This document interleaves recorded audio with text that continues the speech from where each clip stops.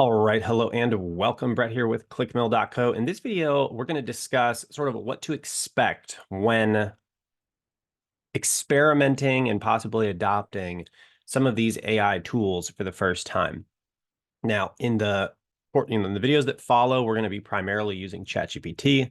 It is possible that in future videos that we add to the course that we look into some other models, some other companies, tools. There is a lot of competition in this field, and so we do expect that there will be other ones coming up that may even be better than what ChatGPT can offer right now.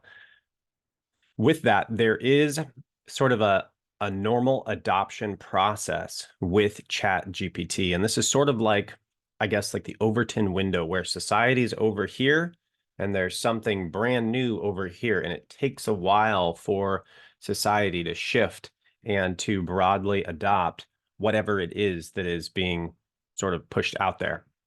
And so with this, I have myself kind of come into working with AI and for quite a while now, maybe somewhere between 6 months and a year.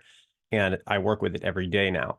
And as I have seen the people around me start working with it who are also marketing, this type of field, the same process that played out with me played out with them. So I want to point this out.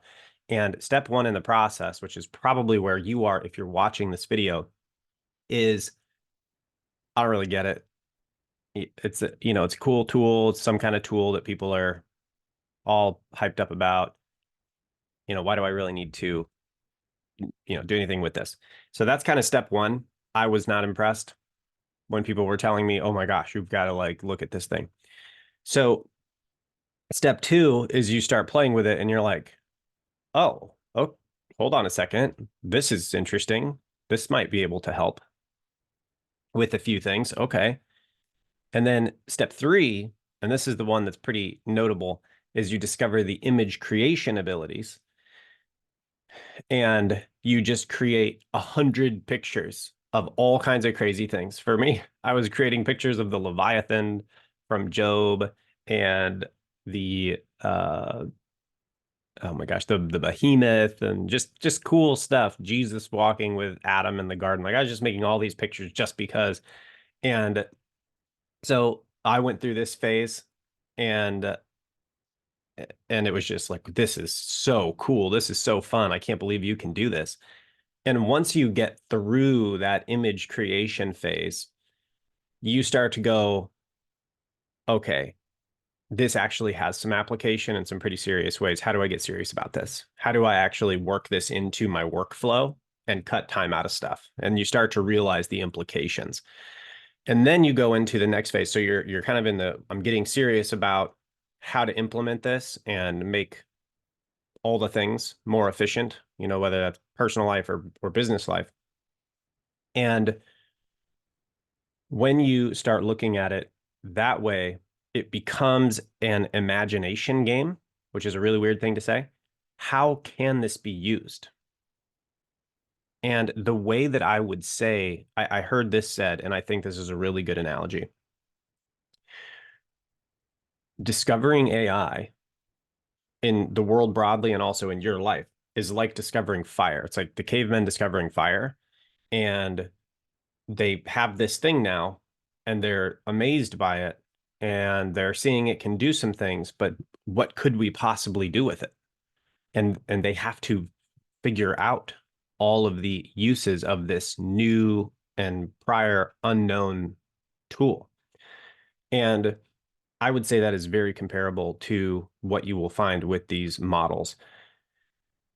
And the number of applications is going to go up, and it's going to go up so rapidly. I'm not sure that really any of us are prepared for it. But at this point, we've been able to cut 95% off the time that it takes internally here at ClickMill to produce content, to do marketing, to do all kinds of stuff. Now, we're still the marketers. We still tell it exactly what we want and how we want it. But the time that it takes to do these things is much more efficient in some cases, we can take 95% of the time it took to do something and cut it down to the 5% and maybe even have something better at the end. We are no longer dependent on um, image stock sites. We can just make our own and tell it what we want. And so you're talking about saving money there. And so for your ministry, for your Christian business, this is something that is worth looking at. Now, the applications are going to get much, much bigger. They're already linking it into other tools and sites where it can just go in and do your bookkeeping for you. I mean, these are the types of things this will be able to do. I've had it make legal contracts, and they're very good. I've read quite a few legal contracts. I'm not an expert, but it can definitely at least do basic to moderate legal writing. So there, I mean, the applications are just endless, and the last phase there is, okay, well, we've discovered this fire. This fire is actually probably really important. Now, what do we do with it? And figuring out how the workflows play into your ministry and your Christian business. And that is one of the things we're going to be going through. And other sections of this course specifically is how do we add workflow, added into the workflow. So this sort of process, it's not really anything. That's probably where you're at right now. Then you're going to move through these steps. And the reason why I say that this is the case is because these are the steps that I went through. I was not impressed. I'm like, oh, okay, it's an AI blogger. I've tried these before and not impressive. And some people kept telling me for a couple months, because I've tried a bunch of these, no, you have to try this one. And I'm like, okay, these people are like super branded. I guess I'll try that one. And I started trying it and I was like, oh, this is not a normal little like AI blogger. Something is very different about this one. And they're all kind of transitioning into this sort of AI large language model approach. Anyway, so I went through these phases, and then my mentor, who also runs a large marketing firm, he went through the same phases. I just went through my picture phase, and he starts sending me all these pictures of the Holy Spirit and like all this stuff. And he went to school to be a graphic designer. And then one of my business partners, Zach, who you may see in here and around here, not with ClickMill, but in other endeavors, he went through the same process. All of my interns go through the same process where they don't really get it. And then it's like shock after shock of the things these things can accomplish. And it's only getting more advanced. So this is kind of what to expect as you start to experiment with AI. And I would just say, hang in, hang in there and just go through the videos, see what it can do.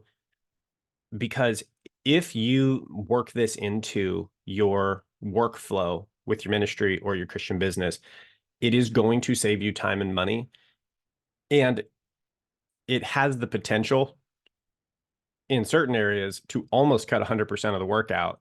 And it definitely has the potential in the coming, 6, 12, 24 months to automate vast swaths of your whole business and ministry to the point where you just actually wouldn't need to have a person do it. Now, whether that's a good thing or not a good thing, that's up to you. But if we're looking for efficiency and we're looking to reach the maximum amount of people with the least amount of resource expenditure because a budget is tight or something, this is definitely something you're going to want to at least take a serious consideration of and know what it can do. So with that, we will go ahead and close out this video, and I'll see you in the very next video. God bless.